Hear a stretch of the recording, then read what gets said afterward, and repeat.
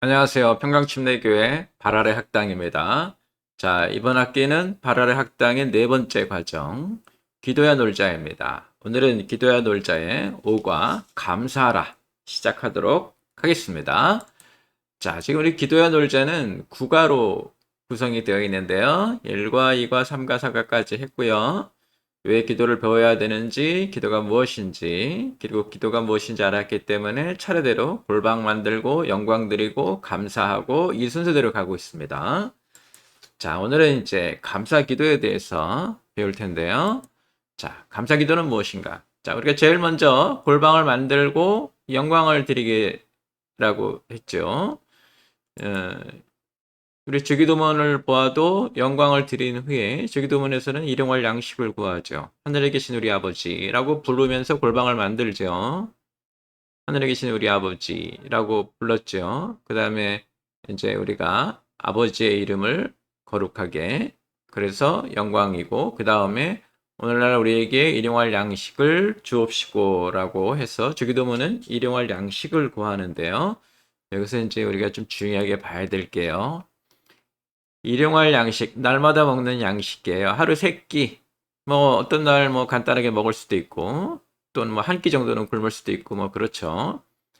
우리가 일용할 양식은 당연하고 하찮게 여겨지는데, 이게 주기도문에서는 일용할 양식을 구해요. 그 말은 일용할 양식은 당연하고 하찮게 여겨지지만 사실은 인간의 생명을 지키는 가장 중요한 것이죠. 그래서 제가 여러 번 말씀드립니다. 일용할 양식을 만약에 끊어버리면 불과 하루만 끊어도 큰일이 나죠. 3일 이상 끊으면 사람이 정상적인 생활하기가 어렵고요. 열흘 이상 끊으면 이제 목숨을 놔야 되는 것이죠. 가장 중요한 거예요. 그러니까 우리는 당연하고 하찮게 여겼지만 사실은 가장 중요한 것이다. 제가 가끔 우리나라에서 의사들이 파업을 할 때 그런 얘기 하죠. 뭐 자기들이 병을 안 고쳐주면 너희는 큰일 났다. 어차피 병원에 오게 될 것인데 우리가 이제 다 아프고 병원에 가야 되겠죠. 우리가 너희들에게 그렇게 해주지 않으면 너희는 큰일이다. 이렇게 말하는데 참 어리석은 게, 만약에 우리가 어, 뭐 음식을 파시거나 식자재를 파시는 분들이 일주일만 해주지 않아도 진짜 큰일 날 사람들은 누구인지, 제가 이 얘기를 왜 자꾸 하냐면 이제 우리가 다 공동체로 협력해서 사는 것인데 자신들만 특별히 여긴다고 하는 일부 의사들의 행태가 마음에 들지 않아서 그런데요. 거기서도 제가 여러 번 얘기하지만 일용할 양식이 사실은 가장 중요한 것입니다. 물론 암에 걸리거나 이래서 고쳐주는 것도 중요하겠죠. 그런데 일생에 몇 번이겠어요. 일용할 양식은 하루만 제공되지 않아도 큰일 납니다. 그래서 여기 주기도문에서 예수님이 우리에게 기도를 가르치실 때 일용할 양식을 가르쳐 주신 것, 인간의 생명을 지키는 가장 중요한 것이다 라는 것이고, 이를 구하게 하신 것은 우리에게 뭘 보여주시냐면 당연한 것이 사실은 구해야 할 것이고, 우리가 가지고 또 살고 있는 일상이 사실은 받은 것임을 깨닫게 하시는 기도의 내용이 아닐까, 이렇게 생각해 보는 거죠. 그래서 우리가 뭘 알 수 있어요? 범사가 하나님이 주신 것임을 기억해라 하는 것에 오늘날 우리들에게 일용할 양식을 주옵시고 예, 그 뜻이 들어있다 이런 얘기죠.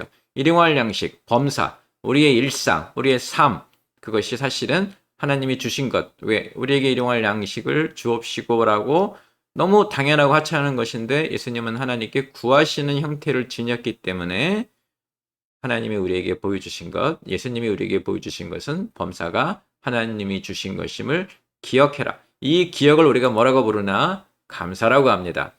하나님이 우리에게 주신 것임을 기억하는 것, 이것을 우리가 감사라고 합니다.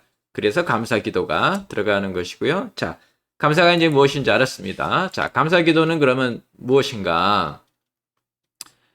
자, 감사는 인간이 삶의 기본으로 가르치는 것이죠. 그래서 보면 아이들 데리고 오시는 부모님들 보시면 뭔가를 우리가 주고 싶을 때 사탕을 주든 무엇을 주든 주세요라고 구하게 하죠. 아이에게 요청하게 해요. 저도 이제 우리 집사님들이나 이렇게 손주, 손녀들 데리고 오면 뭐 주고 싶어 하면 아이들한테 가르치죠. 주세요, 주세요 하세요. 이렇게. 자, 주면, 그 다음에 어떻게 합니까? 감사합니다를 하게 하죠. 그래서 어떤 분은 이렇게 사탕을 손에 쥐고 아이가 잡으면 놓지 않죠. 언제까지 놓지 않아요. 감사합니다를 말할 때까지. 이 얘기는 무슨 얘기냐면, 주세요라고 요구하는 것과 받은 것에 대해서 감사합니다라고 하는 것이 인간의 삶의 기본으로 우리가 누구에게 가르치는 거예요? 아이들에게 가르쳐요. 그러니까 우리는 사실 뭘 하는 것인가? 인간을 인간답게 만들려면 뭐가 있어야 되나? 주세요와 동시에 감사합니다가 있어야 돼요. 저는 이것을 우리 영혼에 심겨진 하나님에 대한 기억이라고 말을 하는데요. 늘 우리에게 뭐가 있어야 돼요? 감사합니다가 있어야 합니다. 이 감사기도는 영광기도와 함께 십자가 윗기도죠. 자, 제가 골방 만들기 어떻게 하라 그랬냐면 이렇게 십자가를 그리라 그랬죠. 그러면 이렇게 네 칸이 생기죠. 그리고 위에 머리, 발 부분이 생기는데 제일 머리, 시작은 골방을 만드는 것이고요. 그리고 첫 번째 칸, 위 칸의 첫 번째 칸은 영광 드리는 거고 두 번째 칸은 감사를 드리는 건데 요 선 위로 윗기도라고 보통 제가 말을 하죠. 영광은 하나님이 누구이신지를 고백하는 거였어요. 내가 체험한 하나님은 어떤 분이다. 그게 뭐로 등장했냐면 하나님의 이름으로 등장했죠. 그러면 감사는 뭐냐면 하나님이 내게 무엇을 하셨는지를 고백하는 거예요. 기억하는 거니까요. 하나님 제게 이렇게 해주셨습니다. 이렇게 해주셨습니다를 기억하는 거. 그래서 하나님이 무엇을 하셨는지를 고백하는 게 감사죠. 그래서 가만히 보면 이 골방 기도의 십자가 윗 기도는 하나님이 누구이신지를 고백하고 하나님이 무엇을 하셨는지를 고백하는 거예요. 자, 이 말이 우리가 이제 이 말을 할 때마다 머리에 떠오르는 게 이스라엘의 실패에 대한 얘기죠. 사사기 2장에 보면 이스라엘이 가나안 땅에 들어가서 이제 하나님이 약속하신 대로 젖과 꿀이 흐르는 땅에서 살았는데 그 사람들이 거기서 실패했어요. 그때 사사기는 이 사람들이 왜 실패했는지를 설명해 주는데 이렇게 설명합니다. 하나님이 누구이신지 하나님이 무엇을 하셨는지 다음 세대에게 가르치지 못하였다. 그러니까 이스라엘의 실패는 무엇 때문에 생긴 것인가? 하나님이 누구이신지 하나님이 무엇을 하셨는지를 잊은 것 때문에 이스라엘의 실패가 생긴 것입니다. 그래서 다르게 말하면 이스라엘은 사실 뭐에 실패한 거예요? 윗기도에 실패했죠. 우리의 삶 속에서 하나님께 영광을 드리는 하나님은 누구이신가에 대한 고백, 그리고 우리의 삶 속에서 하나님이 무엇을 해주셨는가를 기억하는 감사에 대한 말씀, 이것을 잊어버린 것이 이스라엘의 실패라고 봅니다. 그래서 영광과 감사는 이 윗기도는 하나님을 바라보는 기도고요. 하나님의 관점에서 세상을 바라보는 거예요. 그래서 이게 중요합니다. 영광 드리고 감사 드리고 골방을 만들면 제일 먼저 골방을 만들면 영광을 드리고 하나님이 누구신지에 대한 고백이죠. 그의 이름을 거룩하게 그 다음에 감사를 드려요. 일용할 양식에 대한 것을 구하게 함으로써 자 너희들의 기본적 삶이 누가 준 것인지 하나님이 무엇을 하셨는지 기억하라 이 말이 이게 감사 기도예요. 그래서 윗기도에 대해서 우리가 같이 얘기를 했고요. 자, 왜 감사일까를 한번 생각해 봐야 되는데요. 예수님이 이 땅에서 사역을 하실 때 10명의 병자를 고치셨죠. 근데 모든 사람이 이제 그 당시에 이게 전염병이었기 때문에 빨리 제사장에게 보이고 이제 모두 격리됐었기 때문에 가족에게로 돌아가야 되는데요.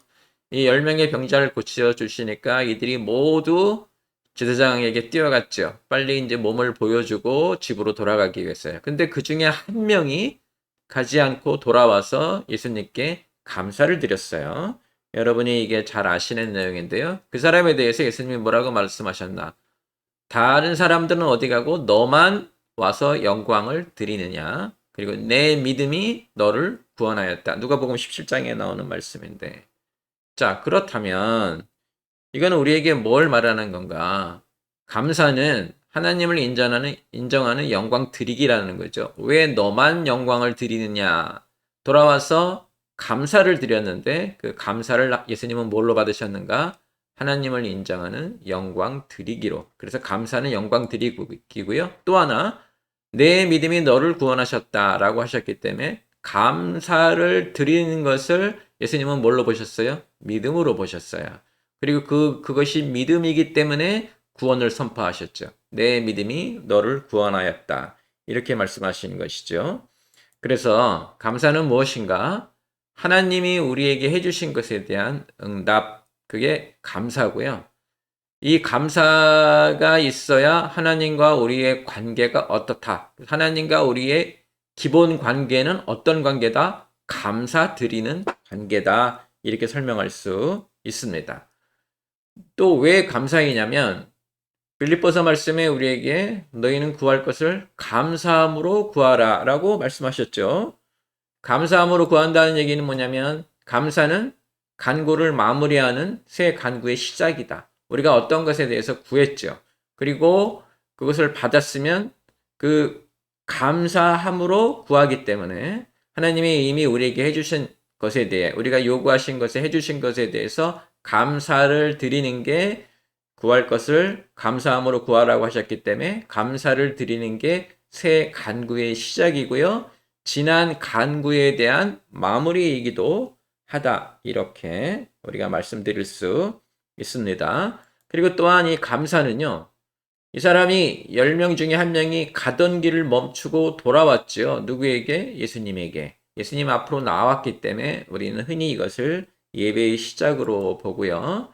시편에서는 그렇게 말씀을 하시죠. 감사함으로 그 문에 들어간다. 그래서 감사는 하나님을 만나는 통로이기도 합니다.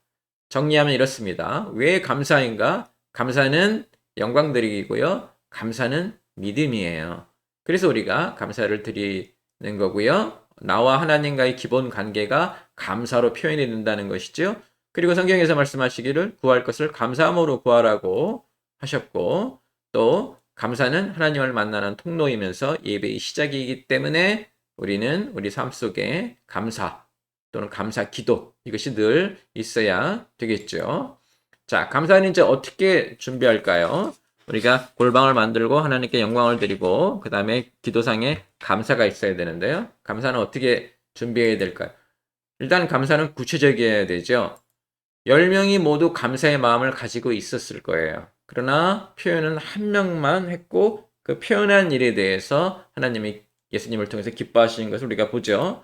그래서 하나님이 해주신 일에 하나님께 표현할 줄 아는 것, 표현하는 것, 이것을 우리가 감사라고 해야 되고 제일 먼저 해야 됩니다. 10명 중 9명은 스스로 기뻐했죠. 너무 기뻐서 몸둘 바를 몰랐고 빨리 격리된 생활에서 벗어나기 위해서 제사장에게 뛰어갔는데 이런 스스로 기뻐하기보다 제일 먼저 해야 되는 것이 감사고요. 만약에 우리가 먼저 하지 않으면 구체적 표현이 안 되죠.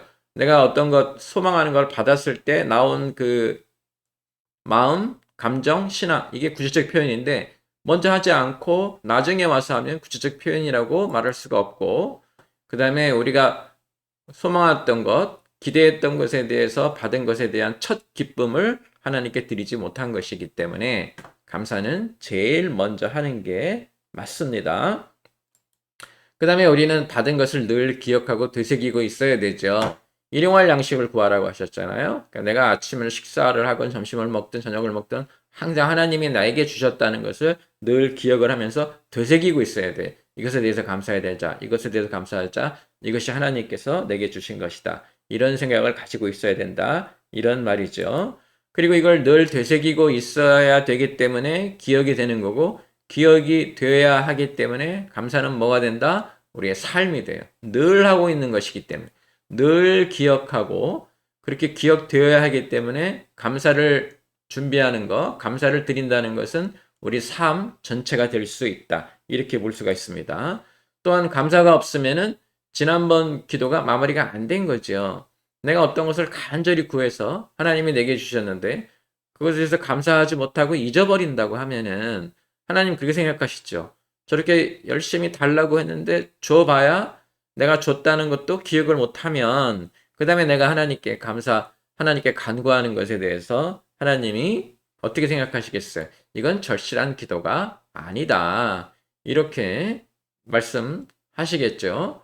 예. 가끔 우리가 이제 그런 일들을 보게 되는데요. 우리가 이제 기독교인들이니까 서로 만나면 중보하면서 기도 제목이 어떻게 되냐 하면은, 그냥 막 쏟아내요. 이것저것 말하는데, 그 다음 주에 가서 다시 또 생각해보면 자신이 지난주에 간구했던 것을 잊어버려요.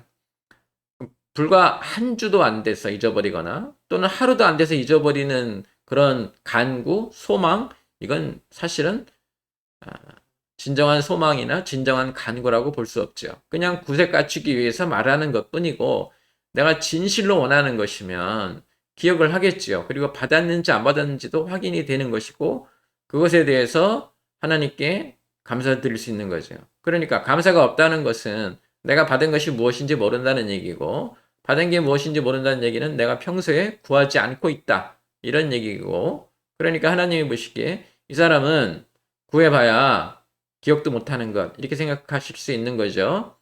아이를 데리고 마트에 갔는데 아이가 장난감을 사달라고 난리를 쳐요. 울고 불고 네. 엄마가 잠깐 주의를 딴 데 돌려서 아이를 데리고 나오죠. 그리고 집에 왔더니 이 아이가 사탕 같은 걸 주니까 그 장난감 사달라고 하는 걸 잊어버리고 까맣게 잊어버리고 기억도 못해요. 그러면 엄마는 무슨 생각을 하겠어요? 다음번에도 이 아이가 사달라고 하면 이게 진짜 갖고 싶어서 이러는 것이 아니니까 다른 사탕 같은 걸 주거나 아니면 다른 일로 주의를 환기시키면 이 아이는 이것을 달라고 하지 않을 것이다. 잊어버린다. 달라고 하는 것이 아니다. 이렇게 생각하겠죠. 그런데 이 아이가 집에 와서도 그걸 달라고 하고 밥도 안 먹고 다음 날도 또 달라고 하고 그러면 어떻게 생각하겠어요?